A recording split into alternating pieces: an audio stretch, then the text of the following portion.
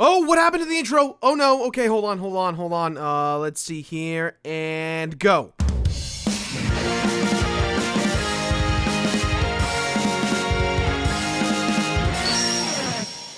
There we go, much better.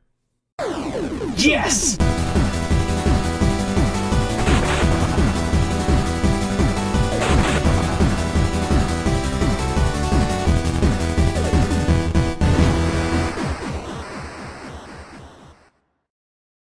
Cave Story, the story of a cave.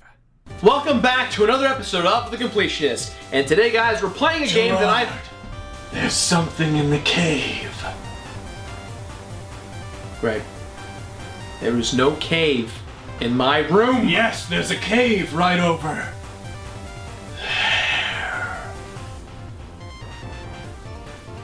Greg, that's a closet. That is not a cave. It's not a closet, it's a cave! And I think it's trying to tell us a story. Come closer. Creepy. Come. I don't open the door, Greg. I don't know. Just do it, you're the completionist. Okay, Come fine. on. Okay, fine. I'm opening the door. It's Cave Story! Who wants to play? Absolutely. Welcome our special guest, Josh from Indie Statik. Been in that cave for days. I've seen things that I can't unsee. Alright, enough talk! Let's hop into some Cave Story.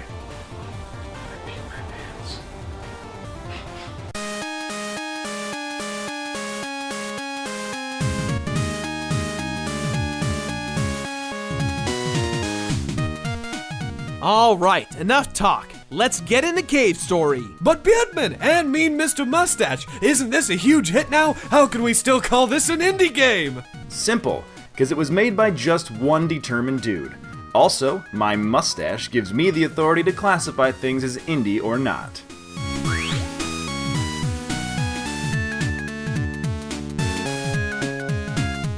First off, a bit of background. Originally released for the PC in 2004, this game was developed by Daisuke Pixelamea and no one else.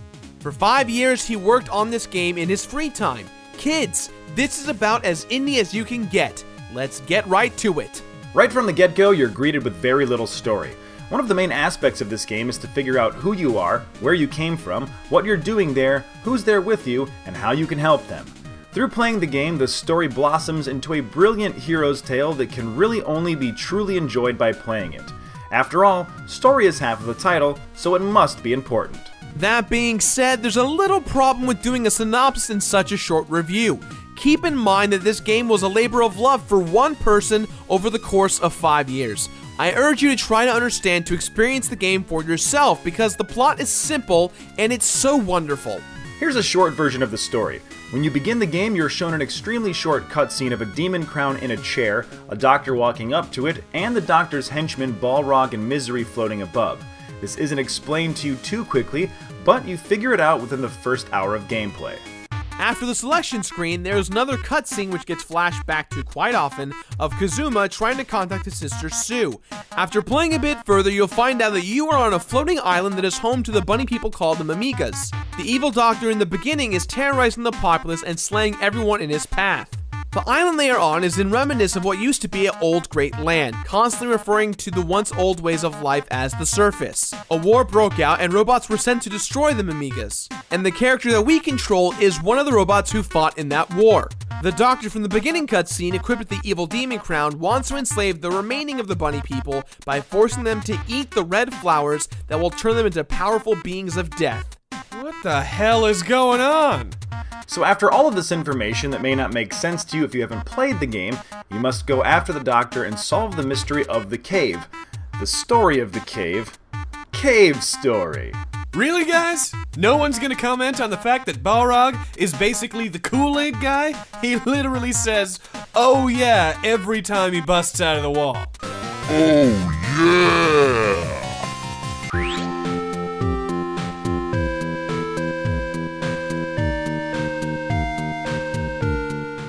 Cave Story takes me back to the good old days of video gaming.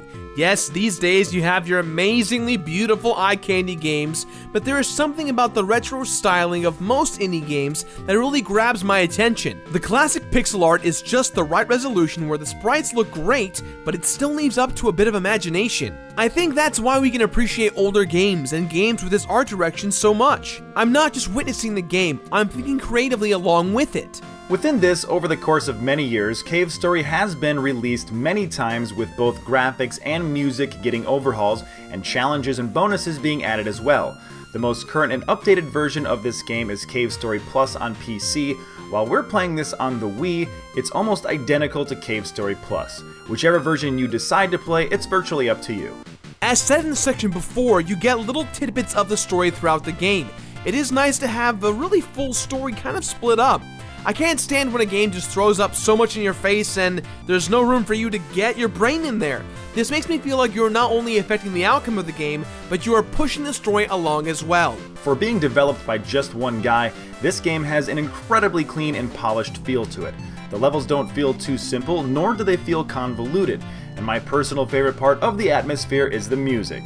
Taking a quick stroll on YouTube, you're able to find some really great covers of those songs as well. There are some great reimaginings of these tracks too. Cave Story has the ability to balance a lot of plates without letting any fall. The screen can be filled up with so much, but it never feels crudely slapped together. Overall, it has such a polished feel to it. It's amazing how some big developers get it all so wrong, and yet Pixel, just one man, can get it so right.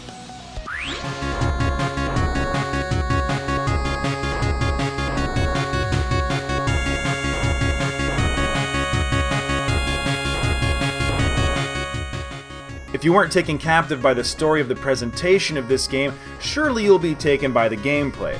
There is something about the game that just forces you to stick to it and keep playing. You want to make the Cave Story develop. Cave Story is technically a platform adventure game. You traverse through terrain, solve puzzles, get items, and defeat enemies to progress. How do you take care of enemies, you're wondering? Well, you get guns. And not just guns, but rocket launchers, bubble guns, weapons that just shoot you in the air like a jetpack. You start out with very little power, and you grow to become a real force to be reckoned with. The best part of the weapon system is how you can really feel the growth of their power. When you first get a weapon, it starts at level 1. As you kill enemies, they drop little pieces of the Triforce that raise the level of your current equipped weapon. Level 1 being the least powerful and level 3 being the most powerful. But be careful, when you get hit by an enemy, not only will you lose life, but you will also lose weapon Triforce pieces. Throughout the game, you gain more and more life, weapons, and items. In order to raise your overall health, you need to find health capsules that are scattered throughout the many caves. And just like health, you can also expand your maximum missile ammo as well. Luckily, there are a decent amount of save points scattered throughout the game, so you can go ahead and keep that hard-earned progress. Another thing to watch out for is that this game offers items pretty freely. You can swap out certain guns for other, more different guns. For example, you can trade the blade for a gun called the Nemesis, which actually is one of the most powerful guns in the game. But it's somewhat of a trollish weapon, because as you level up, it gets weaker and weaker, and eventually, you'll shoot ducks. Reminds me of the Mighty Ducks. Quack! Quack! Quack! Quack! Quack! Quack! Quack! Quack! Quack! Quack! Quack! Go Ducks! Knuckle Puck. Going back to offering items, there are cases where you'll want to take an item from a character. However, accepting a certain item will alter your ending capabilities. For instance, if you collect the booster version 08, you might make it impossible to get the true ending. In fact, there are several items and tasks you must complete in order to get the real ending, and if you're not careful, you'll be doing multiple playthroughs just to get this game completed. I think boss fights are the most rewarding fights. It's one thing to just randomly kill a bunch of enemies, but when you're masterfully dodging attacks from a big baddie, you just feel so badass! Take that, Kool-Aid guy! Oh yeah! Oh no! Cave Story's strongest suit is how smooth and accessible the entire game feels. Right from the start, you feel the urge to keep going, and I believe that's because the gameplay is so well developed. Anyone can play it. You mainly do a lot of jumping and shooting, and it feels a lot like a classic title like Mega Man or Metroid. However, at the same time, you don't feel like you're playing a game that you've played before. It feels really fresh.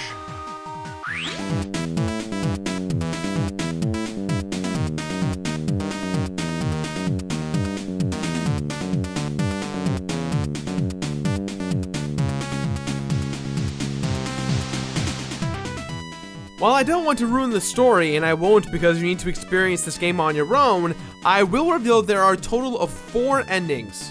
Technically 5, but really just 4. Technically just 3. Well, whatever. As I said earlier, some objectives require you to pick and not pick up certain items. Let's go through all 3/4 endings real quickly. After finding Kazuma unleashing the last of the dragon eggs, you can simply go with him and the game will end. What? Really? That's so anticlimactic.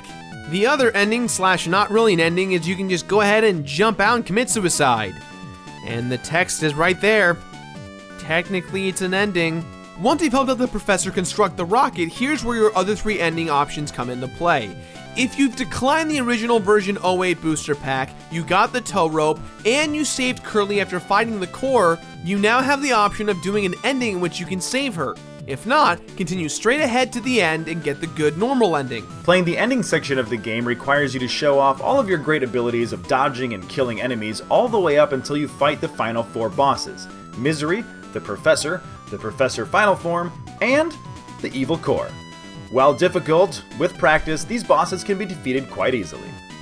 One of the endings is actually just the normal ending, however you're wearing a Mamiga mask instead. Technically it is an ending because the dialogue is actually a little different and the ending credits are different as well, but for the most part, it's the exact same. Generally at this point, it's your traditional get the hell out of here because the planet's going to blow up section. However, if you did save Curly and give her the amnesia recovery mushroom, you'll notice the save room on the way out of the end area is actually open. Congrats, you have opened hell, literally. The true ending lies down below as you descend through the evil depths of hell and insanity. The difficulty curve spikes the hell up. There's no save points at any point on your venture from this point out, and there's a timer to show you your time running capabilities. Needless to say, it's very rewarding when you finally defeat it.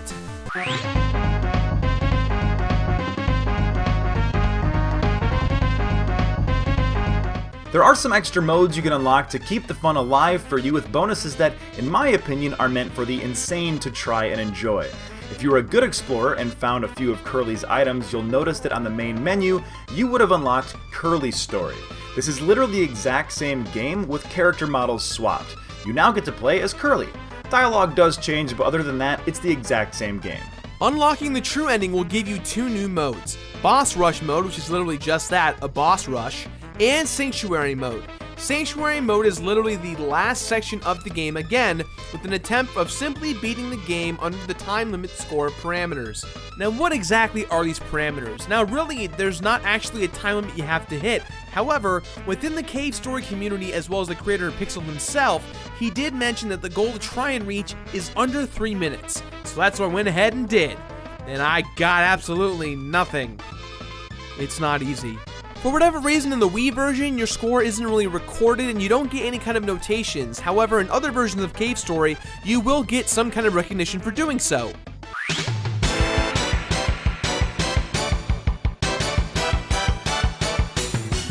Cave Story is a fantastic game. A unique and heart-driven story filled with tons of interesting characters and unique gameplay mechanics. It's not too long and it's not too short, and it's one of those games that's been re-released so many times, there's no reason not to buy it, let alone complete. Hold it right there, Josh. This is where I have to disagree. Playing the game is simple and fun. For what it is, it's great. It's a fun game at its core, full of love and heart and creativity. However, doing what I did to complete this game nearly killed me. Here's how it went down. 3 to 5 endings on normal mode, which includes collecting all the items, Sanctuary mode, Boss Rush mode, Curly Story, which has 3 to 5 endings as well, and the most evil and horrible of them all, Hard mode. Hard mode will literally ruin your experience as a completionist. Only a handful of people have actually done this, and let me tell you, having 3 HP the entire game is not fun. And even with the 5 HP boost towards the end of the game, you will cry a lot, and there's absolutely no payoff not one. You get nothing for beating the game. Not even a hug when you need a hug. Oh, Gerard, calm down. Yeah, buddy, come on, have a Kool-Aid. Oh yeah. Get the fuck out of here, Kool-Aid guy. Sorry, I'll go home then.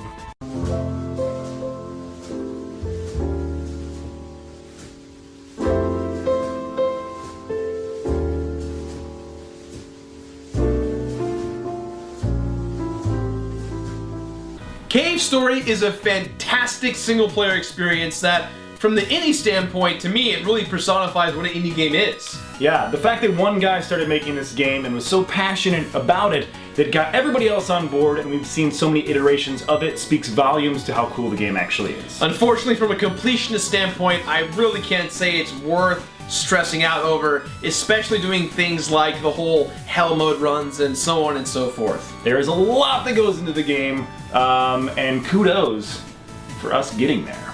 Yeah, I'm gonna go cry. But, with that in mind, guys, this game gets our completionist rating of Finish It.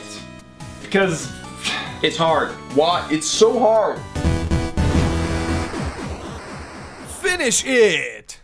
that's all the time we have for today, guys. As always, remember to leave your positive or negative feedback in that comment section box below. If you have any suggestions for the future of the show, for games you want me to review, defend, or check out on the Beer Brothers channel, go ahead and leave that in the comments below. And, guys, let's give it up for Josh from Statik for being here. Thank you so much for having me. Thank you, man. It's great to have you. Be sure to check out his channel. Check out IndieStatic.com, one of the coolest places for news and great articles on indie games. Just go check it out. Join the community. I'm there. It's awesome. I'm really excited for what you're doing over there. I think it's really great. Thank you so much, man. Yeah. It means a lot to hear that. We put a lot of work into the site and constantly trying to grow the indie community one viewer at a time. Yeah, and Cave Story is a fantastic game to kind of showcase how great indie games are. Now, if you excuse us, hey, well, where are you going? Got a hot date. You have a hot date in the cave? Got a lot of things in a cave. I want a hot date in the cave. I want things in the cave.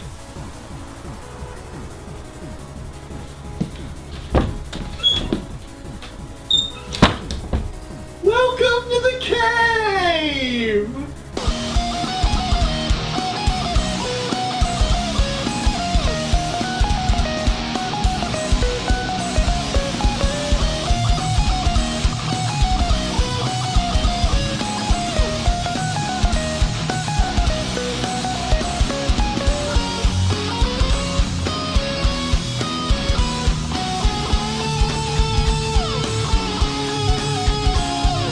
Hey everybody, I'm Josh, you're watching Indie Static, and today on the Super Indie Spotlight, we're taking a look at a game called Pac-Man?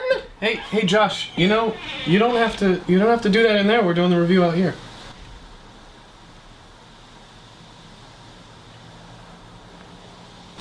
Fine. Come on.